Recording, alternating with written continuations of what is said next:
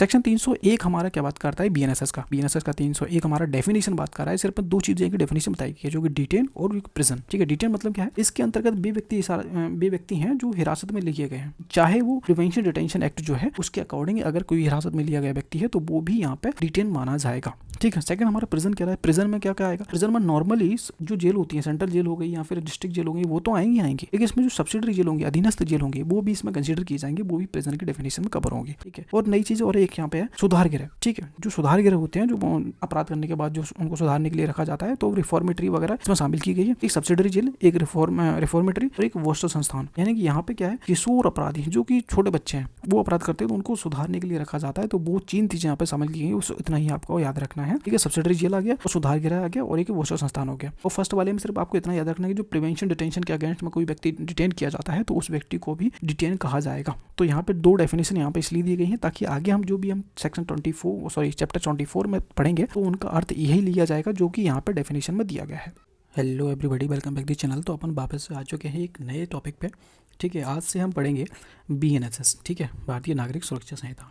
ठीक है, क्योंकि एक मैं नया शुरू कर रहा हूँ। इससे पहले अपन पढ़ रहे थे सीपीसी के ऑर्डर हमने पढ़े थे।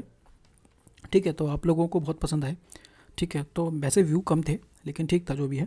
लेकिन ठीक है, आज से हम स्टार्ट करेंगे, यानी कि वो भी मैं ऑर्डर भी साथ में पढ़ाता चलूँगा और साथ में हम बीएनएसएस भी पढ़ते चलेंगे। ठीक है, अगर इसका जो रिव्यू सही आता है, आप लोगों को पसंद आते हैं, तो मैं आगे कंटिन्यू रखूँगा, अदरवाइज यहाँ पे बीच में से ही रोक दूँगा और मैं यहाँ से और जो चैप्टर 24 है वहाँ से पढ़ाना स्टार्ट करूँगा, क्योंकि आगे का मैं बाद में पढ़ाऊँगा आप लोगों को। ठीक है, अगर पसंद आता है तो ही मैं पढ़ाऊँगा, अदरवाइज़ नहीं कर पढ़ाऊँगा। ठीक है, तो हम पढ़ेंगे बीएनएसएस। तो वीडियो आपको पसंद आए, कुछ भी टॉपिक आपको नहीं समझ में आता है कमेंट किया करो। ठीक है, कोई नया टॉपिक पढ़ना हो वो भी बताया करो। ठीक है, कन्फ्यूज़न हो तो वो भी आप कमेंट में पूछ सकते हो। ठीक है, मैं रिसेंट ये 2-3 घंटे में रिप्लाई दे देता हूँ। ठीक है, तो मिलते हैं अपने टॉपिक पे।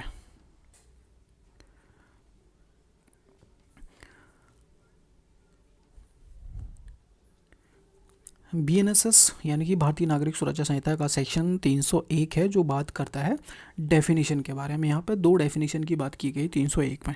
ठीक है, तो ये हमारा चैप्टर है 24, जिसमें बात की गई है कि कारागारों में परिरुद्ध और निरुद्ध व्यक्तियों की उपस्थिति, यानी कि जो व्यक्ति जेल में बंद हैं या फिर डिटेन किए गए हैं, उनकी अगर कोर्ट में ज़रूरत पड़ती है हाजिर होने के लिए, तो उन व्यक्तियों को कैसे बुलाया जाएगा कोर्ट में, तो उसकी प्रोसेसिंग क्या रहेगी, प्रोसीडिंग क्या है, उनके बारे में यहाँ पर सेक्शन में बात की गई है। ठीक है, तो 301 हमारा सिर्फ डेफिनेशन बता रहा है 2 चीज़ों की।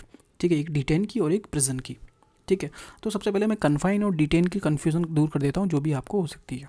कन्फाइन मतलब क्या होता है कि जेल में बंद, यानी कि जो व्यक्ति सज़ा काट रहा हो या फिर मुकदमे का इंतजार कर रहा हो, अंडर ट्रायल हो। ठीक है, तो एक तरह से कन्फाइंड होता है, जो चारों तरफ से रास्ता बंद होता है, तो बीएनएसएस में पढ़ा होगा वैसे उस तरीके से ही एक तरह से बंद व्यक्ति होता है, उनको हम कन्फाइंड कहते हैं।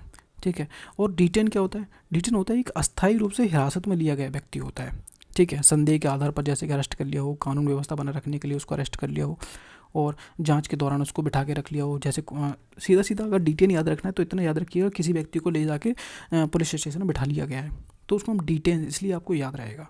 और कन्फाइंड वो व्यक्ति होता है जो एक 4 दीवारी में कैद करके रख दिया जाता है, जो भी आप जो बीएनएस में पढ़ोगे, यहाँ पे जो आईपीसी वगैरह में पढ़ा होगा, तो वो होता है परिरुद्ध, कन्फाइंड कर देना, चारों तरफ से बंद कर देना, एक तरह से जेल में बंद कर देना। ठीक है, अब समझते हैं सेक्शन 301 हमारा क्या बात कर रहा है। यहाँ पर 2 डेफिनेशन, डिटेन और प्रिजन की। सबसे पहले डिटेन की समझिए, यानी कि निरुद्ध और हिरासत में रखना।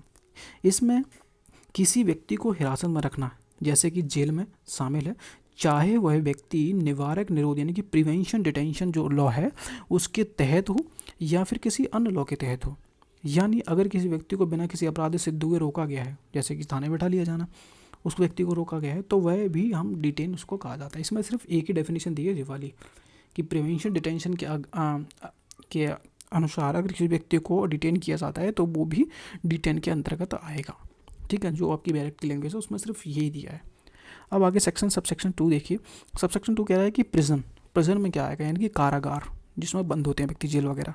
इसके अंतर्गत सामान्य जेल ही नहीं बल्कि निम्नलिखित स्थान भी शामिल किए गए हैं। मतलब कोई भी जगह जिसमें राज्य सरकार ने सब्सिडरी जेल यानी कि अधीनस्थ जेल उसको घोषित किया होगा, तो वो भी एक प्रिजन कारागार माना जाएगा। जैसे कि एक सेंट्रल जेल और डिस्ट्रिक्ट जेल होती है, इसके अतिरिक्त जो भी जेल होंगी वो भी इसके अंतर्गत कंसिडर की जाएंगी। ठीक है, ये तो जेल हैं ही, लेकिन इसके जो अधीनस्थ होती हैं वो भी जेल मानी जाएगी। अब इसमें जेल के अंतर्गत क्या माना गया भाई, ये भी है सुधार गृह होते हैं, रिफॉर्मेटरी, ये भी शामिल किया गया इसमें, ठीक है। और वोस्टल संस्थान होती हैं, उनको ये क्या होता है, ये होता है भाई जहाँ किशोर अपराधियों को सुधारने के लिए रखा जाता है, ठीक है। तो इनको वोस्टल संस्थान कहा जाता है। और इसी तरह की अन्य संस्थाएं भी इसके अंतर्गत आती हैं, उनको हम प्रिजन में कंसीडर करेंगे, चाहे वो सुधार गृह हो और चाहे वो वोस्टल संस्था हो जहाँ पे बच्चों को सुधारने के लिए रखा जाता है, तो वो भी एक प्रिजन कारागार माना जाएगा। अब यहाँ डेफिनेशन की क्या ज़रूरत पड़ी, डेफिनेशन की इसलिए ज़रूरत पड़ी कि जब हम आगे इसी चैप्टर 24 में पढ़ेंगे तो वहाँ जो शब्द हैं प्रिजन और निरुद्ध कन्फाइन वगैरह, तो वहाँ ये कन्फ्यूजन पैदा ना करे, इसलिए इनको पहले ही डिफाइन कर दिया गया है ताकि आपको आसानी से समझ में आ सके। इतना क्लियर हो गया। अब यहाँ पे एक महत्वपूर्ण मैंने लाइन डाल के रखी है, वो भी समझ लीजिए क्या कह रहा है कि डिटेन में प्रिवेंशन डिटेंशन शामिल है, यानी अगर किसी व्यक्ति को, ये वाली आप पढ़ लीजिएगा, कन्फ्यूजन रिवीजन वगैरह करो तब, ठीक है। और रिवीजन करो तो मैं सजेस्ट करूँगा 1.5x पे इसको रिवीजन करना, बहुत जल्दी रिवीजन हो जाएगा आपका एग्जाम के टाइम पे, ठीक है। यानी अगर किसी व्यक्ति को बिना मुकदमे के रोका गया है तब भी यह डिटेन कहलाता है, ठीक है। और प्रिजन की परिभाषा जो कि इसमें सुधार गृह शामिल है, किशोर अपराध सुधार गृह संस्था शामिल है, ना कि सिर्फ जेल तो है ही, सेंट्रल जेल वगैरह ये तो है ही, इसमें सब्सिडरी जेल भी शामिल है और इसमें सुधार गृह भी शामिल है और किशोर अपराध से सुधार गृह भी जो भी हैं वो भी शामिल है, और वोस्टन इंस्टीट्यूट जो कि मैंने अभी बताया था बच्चों के सुधार गृह, वो भी इसमें शामिल है, ठीक है। तो ये 301 यहाँ पर हमारा क्लियर होता है। इसमें कोई डाउट हो तो आप कमेंट करके पूछ सकते हैं। नेक्स्ट वीडियो में हम पढ़ेंगे 302 पे, ठीक है। 302 में क्या बात कर रहा है, और यहाँ पे आपको ये सेक्शन पढ़ा समझ में आया हो या मज़ा आया हो तो बताइए। वैसे इसमें कुछ था नहीं, बहुत इजी था, तो मैं इसमें ज़्यादा डिटेल में क्या बताऊँगा आप लोगों को, सिर्फ इसमें प्रिवेंशन वाला पॉइंट याद रखना है। और इसमें दो तीन जेलों जो सब्सिडरी जेल की बात की गई, सेंट्रल वगैरह ये तो शामिल हैं ही, और दो ठीक है, ये वोस्टल संस्थान वो सुधार गृह और यहाँ पे सब्सिडरी जेल, यहाँ 3 चीज़ें आपको याद रखनी है बस। और यहाँ पे एक प्रिवेंशन डिटेंशन क्या कहना, जो भी व्यक्ति को डिटेन किया जाएगा तो वो भी एक डिटेन कहलाएगा, ठीक है। तो बस इतनी ही डेफिनेशन यहाँ पे दी गई है। एक बार फिर से मैं क्लियर कर देता हूँ क्या होता है। सेक्शन 301 हमारा क्या बात करता है, बीएनएसएस का 301 हमारा डेफिनेशन बात कर रहा है। सिर्फ 2 चीज़ें की डेफिनेशन बताई गई है, जो कि डिटेन और प्रिजन, ठीक है। डिटेन मतलब क्या है, इसके अंतर्गत वे व्यक्ति हैं जो हिरासत में लिए गए हैं, चाहे वो प्रिवेंशन डिटेंशन एक्ट जो है उसके अकॉर्डिंग अगर कोई हिरासत में लिया गया व्यक्ति है तो वो भी यहाँ पे डिटेन माना जाएगा, ठीक है। सेकंड हमारा प्रिजन क्या है, प्रिजन में क्या आएगा, प्रिजन में नॉर्मली जो जेल होती है, सेंट्रल जेल हो गई या फिर डिस्ट्रिक्ट जेल हो गई, वो तो आएंगी, लेकिन इसमें जो सब्सिडरी जेल होंगी, अधीनस्थ जेल होंगी, वो भी इसमें कंसीडर की जाएंगी, वो भी प्रिजन की डेफिनेशन में कवर होंगी, ठीक है। और नई चीज़ और एक यहाँ पे है सुधार गृह, ठीक है। जो सुधार गृह होते हैं, जो अपराध करने के बाद जो उनको सुधारने के लिए रखा जाता है, तो रिफॉर्मेटरी वगैरह इसमें शामिल की गई है। एक सब्सिडरी जेल, एक रिफॉर्मेटरी और एक वोस्टल संस्थान। यानी कि यहाँ पे क्या है, किशोर अपराधी जो कि छोटे बच्चे हैं वो अपराध करते हैं तो उनको सुधारने के लिए रखा जाता है। तो वो 3 चीज़ें यहाँ पे शामिल की गई, उस इतना ही आपको याद रखना है, ठीक है। सब्सिडरी जेल आ गया और सुधार गृह आ गया और एक वोस्टल संस्थान हो गया। और फर्स्ट वाले में सिर्फ आपको इतना याद रखना है कि जो प्रिवेंशन डिटेंशन के अगेंस्ट में कोई व्यक्ति डिटेन किया जाता है तो उस व्यक्ति को भी डिटेन कहा जाएगा। तो यहाँ पे 2 डेफिनेशन यहाँ पे इसलिए दी गई हैं ताकि आगे हम चैप्टर 24 में पढ़ेंगे तो उनका अर्थ यही लिया जाएगा जो कि यहाँ पे डेफिनेशन में दिया गया है, ठीक है। तो ये था हमारा 301 बीएनएसएस का। वीडियो पसंद आया वीडियो को लाइक, चैनल को सब्सक्राइब जरूर करना। मिलते हैं नेक्स्ट वीडियो में। Thank you.